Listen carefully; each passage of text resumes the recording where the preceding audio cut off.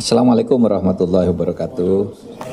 Saya Menko Polhukam bersama Ibu Sri Mulyani Menteri Keuangan bersama Pak Ivan Yustiavandana Kepala PPATK ingin menjelaskan kepada masyarakat tentang simpang siur apa yang terjadi dengan isu pencucian uang sebesar 300 T, saudara. Kami tegaskan bahwa yang kami laporkan itu laporan hasil analisa tentang dugaan tindak pidana pencucian uang. Berkali-kali saya katakan, ini bukan laporan korupsi, tapi laporan tentang dugaan tindak pidana pencucian uang yang menyangkut pergerakan transaksi mencurigakan. Saya waktu itu sebut 300 T.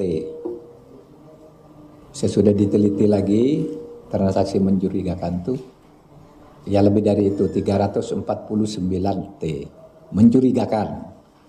Dan saudara harus tahu bahwa tindak pidana pencucian uang itu sering menjadi besar karena itu mengangkut kerja intelijen keuangan.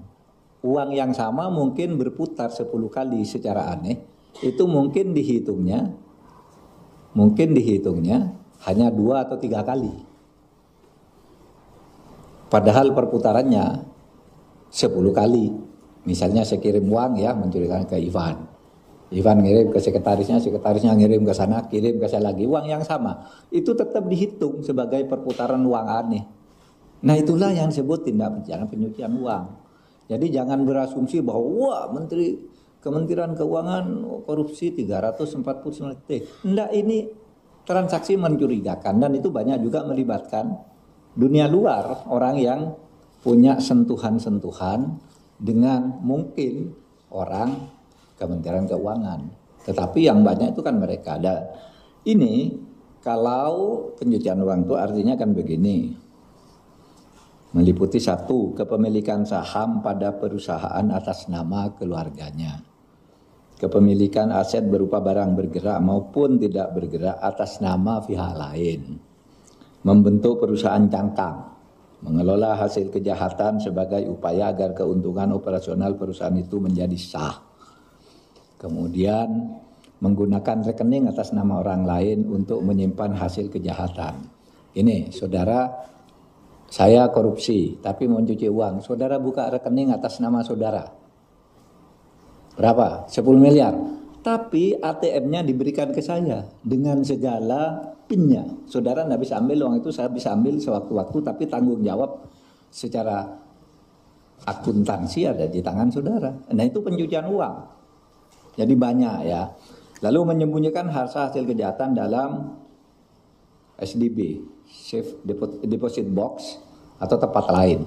Nah itu semua yang harus dilacak. Oleh sebab itu menjadi besar dan laporan resmi mungkin 56 miliar. Tapi kok sesudah dilacak nih pergerakan uangnya ada 500 miliar gitu. Nah itu pencucian uang. Tapi itu sekali lagi itu tidak selalu berkaitan dengan pegawai di Kementerian Keuangan. Itu mungkin yang ngirim siapa, yang ini siapa, dan seterusnya, dan itu bukan uang negara. Nah saudara, sebab itu dari penjelasan itu secara singkat ingin saya sampaikan. Tadi akan disampaikan oleh Bu Sri Mulyani, tapi saya ingin menyampaikan kesepahaman kami bersama bahwa yang kita bicarakan itu, yang saya dan Pak Ivan PPATK sampaikan dan Bu Sri Mulyani juga mengomentari, menjawab bahwa ini adalah laporan pencucian uang, laporan tindak pidana pencucian uang. Ya, memang jumlahnya besar karena itu tadi menyangkut orang luar, menyangkut tindak pidana di luar, tapi ada kaitan dengan dalam. Nah, untuk itu kami tadi bersepakat begini. 1, Kementerian Keuangan akan melanjutkan untuk menyelesaikan semua LHA. LHA itu laporan hasil analisis yang diduga sebagai tindak pidana pencucian uang dari PPATK, baik yang menyangkut pegawai di lingkungan Kementerian Keuangan maupun pihak lain, seperti yang telah dilakukan oleh Direktorat Jenderal Pajak yang telah berhasil menambah penerimaan negara dari sektor pajak sekitar 7,08 triliun dan dari Direktorat Jenderal Bea Cukai sebesar 1,1 triliun. Jadi misalnya PPATK lapor nih ada kasus, Anda kok pajaknya cuma tulis 10 miliar padahal seharusnya 15 miliar. Menteri Keuangan selama ini langsung pakai yang PPATK. Oh ini 15 miliar, dihitung lagi bayar kalau benar. Kalau enggak benar ya tidak bayar. Nah, dari hasil tindak lanjut yang dilakukan oleh Menteri Keuangan, Kementerian Keuangan, dua Direktorat Jenderal ini sudah mencapai 8,2 triliun tadi. Pajak 7,08 triliun, kepabeanan 1,1 triliun. Nah, kesempatan berikutnya, apabila nanti dari laporan pencucian uang itu ditemukan alat bukti terjadinya tindak pidana, maka LH tersebut akan ditindaklanjuti dengan proses hukum oleh Kementerian Keuangan sebagai penyidik tindak pidana asal. Ya, jadi nanti Kementerian Keuangan akan menindaklanjuti. Korupsinya sudah oke, sudah selesai. Tapi sudah ada yang masuk penjara, uangnya udah dirampas, sudah itu.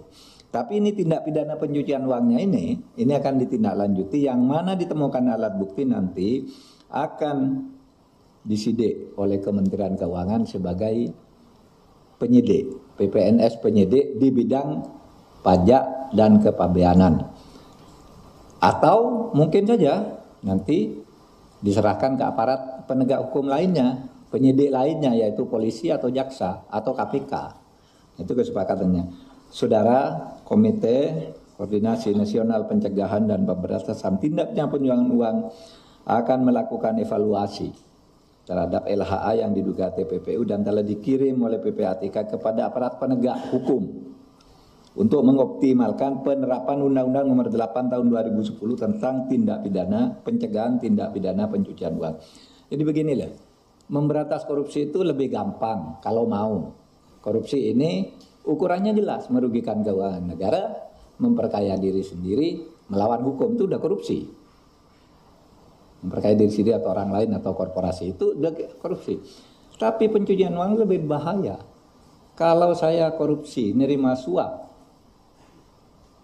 1 miliar, di penjara selesai, itu gampang buktinya. Tapi bagaimana uang yang masuk ke istri saya?